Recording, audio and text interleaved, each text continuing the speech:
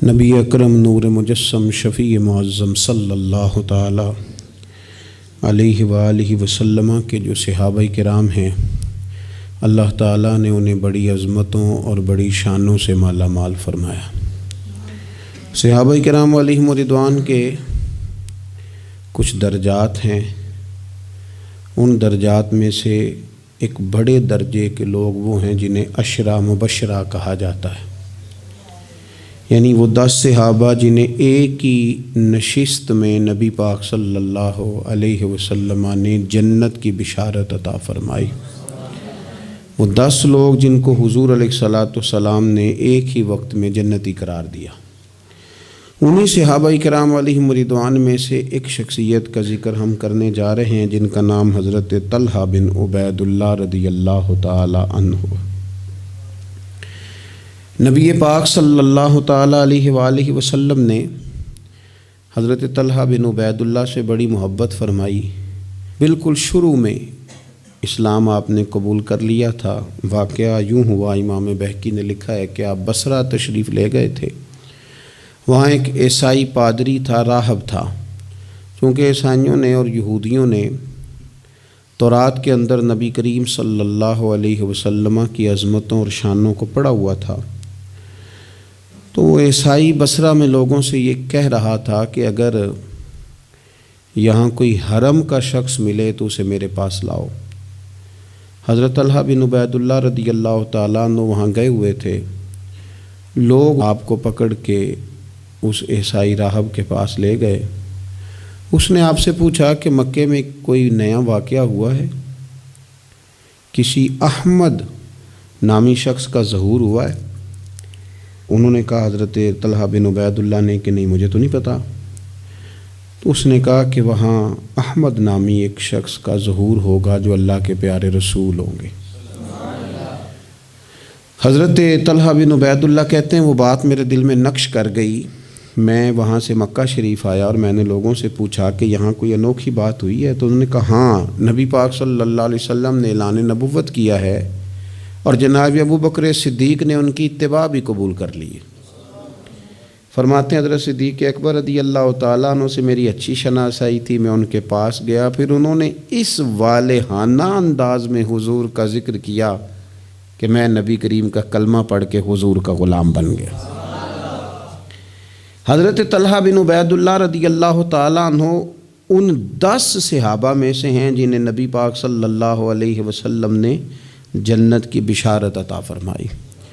اور حضرت طلحہ بن عبید اللہ رضی اللہ تعالی عنہ ان 8 افراد میں سے ہیں جنہوں نے سب سے پہلے اسلام قبول کیا۔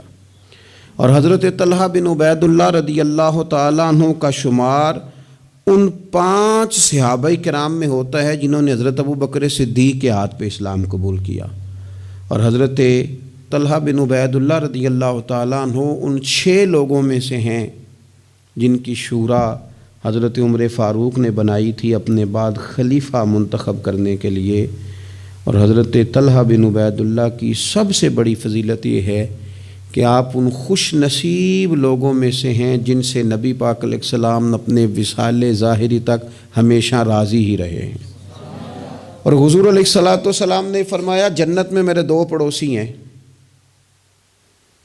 2 بندے جنت میں میرے ہمسائے ہیں۔ یا رسول اللہ صلی اللہ علیہ وسلم کون سے؟ فرمایا ایک حضرت زبیر بن عوام اور دوسرے طلحہ بن عبید اللہ رضی اللہ تعالی عنہ۔ یہ 2 لوگ ایسے ہیں جن کو رسول پاک صلی اللہ تعالی علیہ وسلم نے فرمایا کہ یہ جنت میں میرے پڑوسی ہیں۔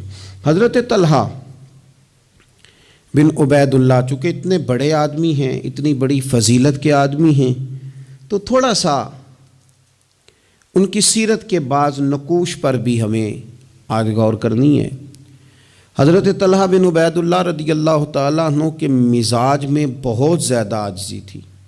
اگر کوئی شخص صاحب فضیلت ہوتا ہے نا تو اسے بھی پتہ ہوتا ہے کہ میری یہ فضیلت ہے۔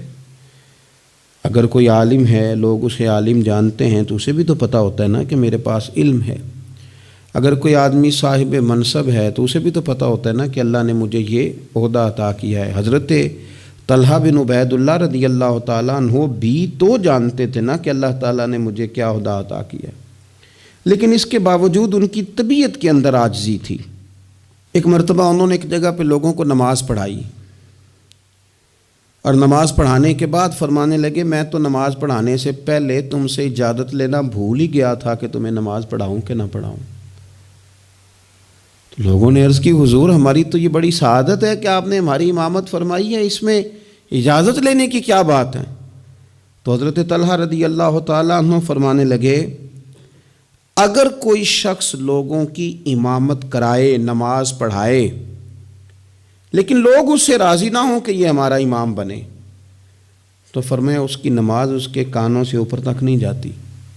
لہٰذا میں نہیں چاہتا کہ زبردستی تم پر مسلط ہوں، میں چاہتا یہ تھا کہ پہلے تم سے پوچھ لوں پھر تمہارا امام بنوں۔ یہ مزاج کی عاجزی، اور طلباء کو، علماء کو، آئمہ کو یہ سبق دینے کے لیے کہ اگر تمہیں اللہ تعالیٰ منصب عطا کرے تو وہ منصب پھر بھی تمہارے اندر عاجزی ہی پیدا کرے، انکساری ہی تمہارے مزاج کا حصہ بنے۔ اللہ تبارک و تعالیٰ نے حضرت طلحہ رضی اللہ تعالیٰ عنہ کو مال بھی عطا فرمایا تھا، لیکن اس کے ساتھ ساتھ خرچ کرنے کا شوق اور جذبہ بھی اللہ نے انہیں دیا تھا۔ ایک شخص پر 30,000 دینار کا قرضہ تھا، سارا ہی انہوں نے اپنے ذمے لے لیا، فرمایا تو بے فکر ہو جا، میں تیرا سارا قرضہ ہی ادا کر دوں گا۔ یتیموں، بیواؤں، مساکین سب کے ساتھ فراخ دلی سے پیش آتے، لوگوں کے مسائل حل کرتے۔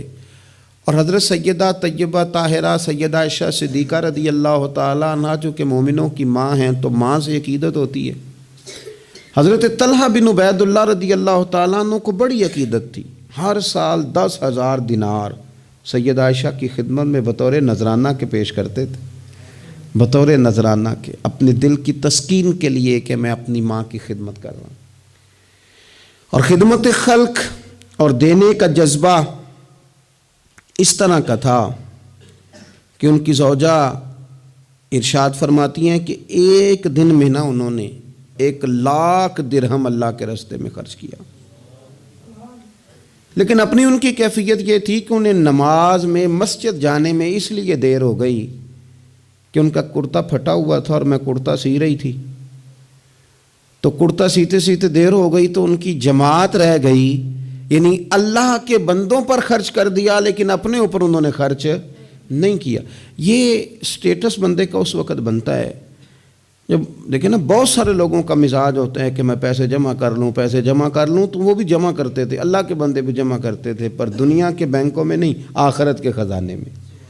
تو وہ آخرت کے خزانے میں جمع کرنے کا یہ انداز تھا کہ ان کی زوجہ فرماتی ہیں کہ ایک دن میں نے انہیں بڑا پریشان دیکھا، بڑے پریشان تھے، تو میں نے ان سے کہا کہ مجھ سے کوئی غلطی ہو گئی، آپ بہت زیادہ پریشان ہیں؟ تو حضرت طلحہ بن عبید اللہ رضی اللہ تعالیٰ عنہ فرمانے لگے نہیں، تم سے کوئی غلطی نہیں ہوئی، اصل میں آج میرے پاس بہت سارے پیسے جمع ہو گئے، تو میں پریشان ہوں کہ اتنی دولت کے ساتھ وقت گزاروں گا۔ کتنی بلڈنگوں پہ راضی ہیں مسلمان، سرمایہ آتا کسے برا لگتا ہے، کس طرح لوگ پیسہ چھپا چھپا کے رکھتے ہیں، کس طرح لوگ اپنی بے نامی جائیدادیں بناتے ہیں، کیا ترتیب لوگ اختیار کرتے ہیں مال کو کسی طریقے سے سنبھال کے رکھا جائے، خرچ نہ ہو۔ لیکن فرمانے لگے میرے پاس پیسے جمع ہو گئے، پریشان ہوں کہیں رات ہی نہ گزر جائے اسی طرح کے پیسے بڑے رہیں۔ تو آپ کے لیے فرمانے لگی کیوں پریشان ہوتے ہیں، آپ مجھے پتہ ہے حضور کے صحابی ہیں، آپ کا دل اتنا اجلا اور اتنا صاف ہے کہ یہ دولت آپ کے دل میں وقت گزار سکتی نہیں، جہاں اللہ رسول کے ڈیرے ہوں وہاں دولت کیسے وقت گزارے گی۔ تو آپ اس طرح کریں، اس کو خرچ کر دیں، کچھ بھی نہیں ہوتا، بوجھ اتر جائے گا۔ فوراً ہی لونڈی کو بلایا اور خرچ کرنا شروع کیا۔ تو کتنے خرچ کیے؟ ایک دن کے اندر انہوں نے 4,00,000 دینار لوگوں پر خرچ کر دیے۔ پیسے کو سنبھال کے نہیں رکھا، جمع کر کے نہیں رکھا، اس ترتیب کے ساتھ انہوں نے اپنی زندگی میں خرچ کیا۔ پھر دوسری بات یہ تھی کہ وہ اخلاقیات کے حوالے سے ایک بڑا عمدہ مقام رکھتے تھے۔ حضرت سیدنا کعب بن مالک رضی اللہ تعالیٰ عنہ کا بڑا مشہور واقعہ ہے کہ آپ غزوہ تبوک میں نہیں جا سکے تھے تو نبی پاک صلی اللہ تعالیٰ علیہ وسلم ناراض ہو گئے اور 50 دن تک رسول کریم صلی اللہ علیہ وسلم ناراض رہے۔ حضرت کعب بن مالک رضی اللہ تعالیٰ عنہ فرماتے ہیں کہ ظاہر ہے حضور ناراض تھے تو پھر مجھے لگتا تھا کہ سارا مدینہ ہی ناراض ہے، زمین و آسمان ناراض ہیں۔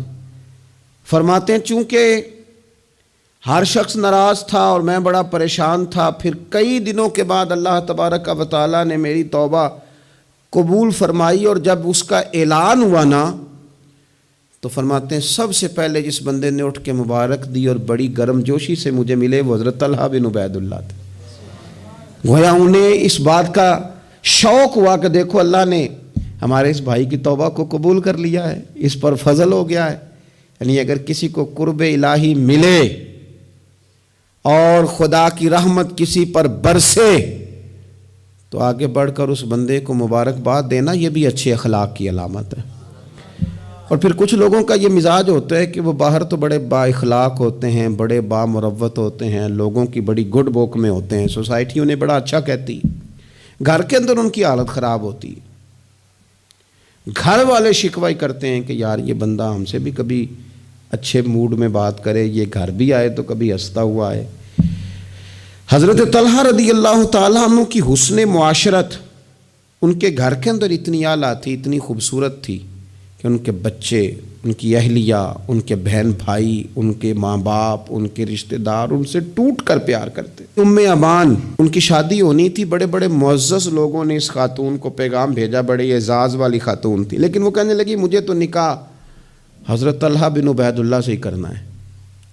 بھئی ان سے آپ کو کیوں نکاح کرنا ہے؟ تو وہ کہنے لگی میں ان کے اخلاق کے عالیہ سے واقف ہوں، اوصاف حمیدہ کو جانتی ہوں، وہ نہ گھر میں آتے ہیں تو پھر بھی ہنستے ہوئے آتے ہیں، اور میں نے سنا ہے جاتے ہیں تو پھر بھی ہنستے ہوئے جاتے ہیں، اور ان سے مانگنا نہیں پڑتا، خود ہی دے دیتے ہیں، اور کبھی مانگ لو تو دینے میں دیر ہی نہیں کرتے۔ اور فرمانے لگی اگر کوئی کام کر دو تو شکریہ ادا کرتے ہیں، اور کوئی غلطی ہو جائے تو محبوب کے صحابی کی شان یہ ہے کہ فوراً معاف کر دیتے ہیں۔ تو ان اوصاف کا شوہر اگر کسی کو ملے تو پھر اس خاتون کو نکاح کرنے میں دیر نہیں کرنی چاہیے۔ حضرت طلحہ بن عبید اللہ رضی اللہ تعالیٰ عنہ کی بڑی خدمات ہیں، تمام غزوات میں شریک ہوئے سوائے غزوہ بدر کے۔ اس میں بھی بعض محدثین نے لکھا ہے کہ انہیں نبی پاک صلی اللہ تعالیٰ علیہ وسلم نے ایک مہم پہ بھیجا تھا جس کی بنیاد پر وہ جو نہ جا سکے غزوہ بدر میں، عملی طور پر شریک نہ ہو سکے، لیکن جو غزوہ احد ہے اس کے بارے میں تو حضرت ابوبکر صدیق رضی اللہ تعالیٰ عنہ فرمایا کرتے تھے غزوہ احد کا سارا دن ہی حضرت طلحہ کا ہے۔ نبی پاک صلی اللہ تعالیٰ علیہ وسلم نے نا ڈبل زرہ پہن لی تھی، 2 زرہیں حضور نے پہن لی تھی، تو ایک پہاڑ پر حضور چڑھنے لگے تو کچھ مشقت محسوس ہوئی، قربان جائیں۔ حضرت طلحہ نے جلدی سے گردن چکائی، یا رسول اللہ یہاں رکھیں آپ قدم اور آپ چڑھیں۔ محبوب نے قدم رکھا اور رکھتے ہی فرمایا لو طلحہ تم نے اپنے اوپر جنت واجب کر لی ہے، تم نے اپنے اوپر جنت واجب کر لی۔ اس دن چونکہ افواہ اڑا دی تھی احد کے دن کفار مکہ نے کہ نبی پاک صلی اللہ تعالیٰ علیہ وسلم کو شہید کر دیا گیا، تو لوگ بکھر گئے تھے، تو جو 12 لوگ نبی پاک علیہ السلام کے ساتھ رہ گئے ان میں حضرت طلحہ بن عبید اللہ تھے۔ جو تیر بھی حضور کی طرف آتا تھا نا وہ اپنا ہاتھ آگے کر دیتے تھے، ان کا ایک ہاتھ شل ہو گیا سارا۔ ان کے وجود پر احد کے دن حضور کو بچاتے ہوئے 70 زخم لگے، تیروں کے، تلواروں کے، نیزوں کے 70 زخم لگے۔ سجنا جان امانت تیری تو جدو مانگ سیں میں پیش کرے ساں، 70 زخم لگے۔ حضرت صدیق اکبر رضی اللہ تعالیٰ عنہ فرماتے ہیں جب ہم حضور کی خدمت میں حاضر ہوئے تو نبی پاک صلی اللہ علیہ وسلم نے فرمایا پہلے طلحہ بن عبید اللہ کو دیکھو۔ کہتے ہیں جب ہم حضور کی خدمت کر کے ان کے پاس گئے تو وہ بے ہوش تھے، زخموں کی شدت کے سبب بے ہوش تھے، میں نے ان کے منہ پہ پانی چھڑکا۔ فرماتے ہیں ان کی آنکھ کھلی تو پہلا سوال انہوں نے یہ پوچھا کہ بتاؤ میرے نبی کریم کا کیا حال ہے، رسول کریم صلی اللہ تعالیٰ علیہ وسلم کی طبیعت کیسی ہے، حضور کے بارے میں بتاؤ۔ کہتے ہیں ہم نے کہا الحمدللہ حضور ٹھیک ہیں، اللہ کے فضل اور احسان میں ہیں، اللہ تعالیٰ نے انہیں محفوظ رکھا ہے۔ تو کہتے ہیں وہ کہنے لگے اگر محبوب ٹھیک ہے نا تو پھر کوئی مصیبت بھی مصیبت نہیں ہے، پھر ساری مصیبتیں آسان ہیں۔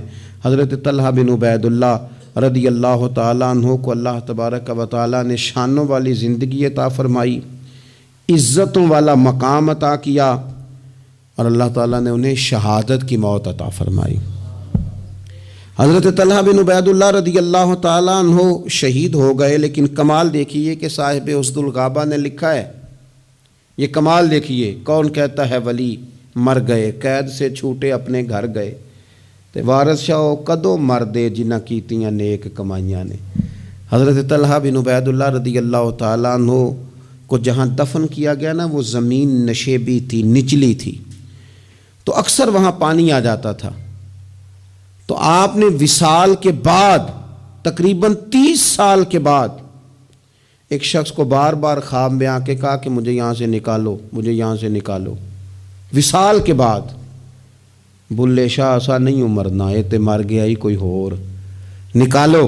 اس شخص نے پھر حضرت سیدنا عبداللہ ابن عباس رضی اللہ تعالیٰ عنہ کو خواب سنایا، تو حضرت عبداللہ ابن عباس نے ایک صحابی کا مکان 10,000 دینار کا خرید کے حضرت طلحہ بن عبید اللہ رضی اللہ تعالیٰ عنہ کی مقدس لاش کو وہاں سے نکال کے وہاں دفن کیا۔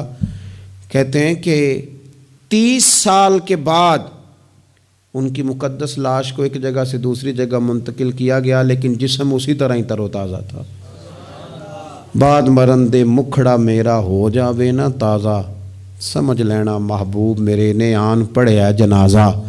اسی طرح جسم تر و تازہ تھا، 30 سال کے بعد انہیں دوسری جگہ منتقل کیا گیا۔ یہ حال ہے ان کے غلاموں کا، تو پھر سرکار کا عالم کیا ہوگا؟ تو زندہ ہے واللہ، تو زندہ ہے واللہ، میرے چشم عالم سے چھپ جانے والے۔ اللہ تعالی ہمیں حضرت سیدنا طلحہ بن عبید اللہ رضی اللہ تعالیٰ عنہ کے فیض سے فیض یاب فرمائے۔ آخر دعوانا الحمدللہ رب العالمین۔